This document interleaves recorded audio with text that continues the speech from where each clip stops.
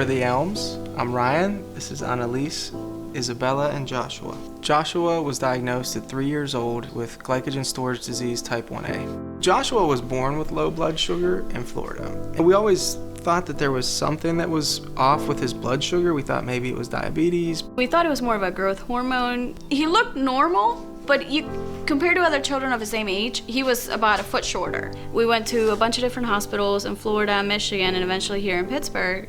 And until we moved here, we didn't have any, we were told that we were making it up, that the symptoms weren't real. We were very fortunate at Children's because through the endocrine department, Dr. Garibaldi was evaluating him for growth hormone issues and a lot of different things.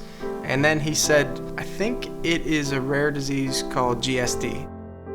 Joshua has a disorder called glycogen storage disease.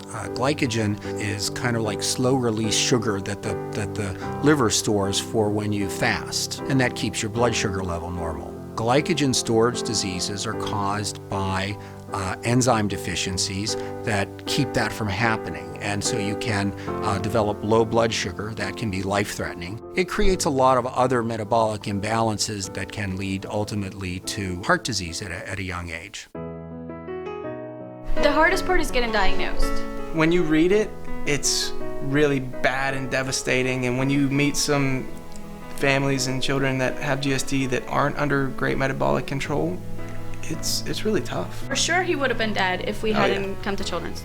There's absolutely no doubt he would not have survived. They didn't rule anything out because of what they thought.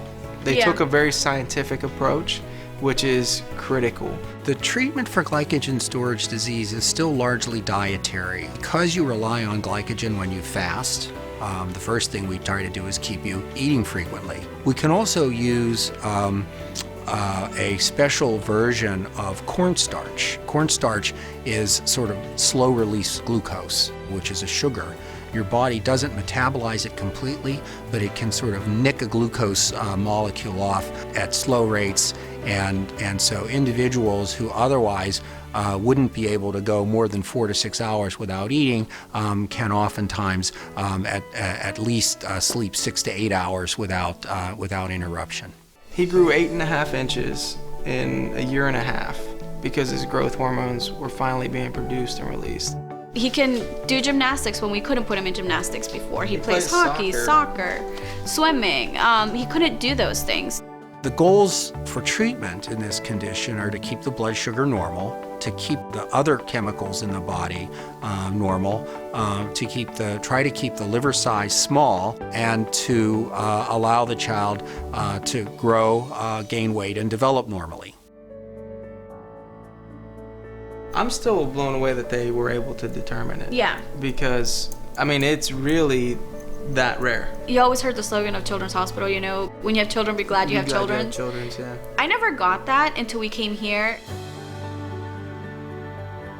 I feel like the doctors live up to the oath that they take. Yeah, absolutely. Especially Joshua's doctors. I can't say enough about them. He wouldn't be alive. It's not like, I'm thankful because they healed my child. He's not healed. He's healthy. He's healthy. He's under treatment. He'll always have the disease. They're helping us to live with it.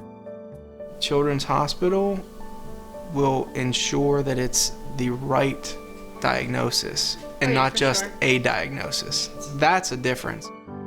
Our teams of international experts are focused on treating children with rare diseases, defined by leading standards of care, pioneering protocols, and individualized services in a world-class environment.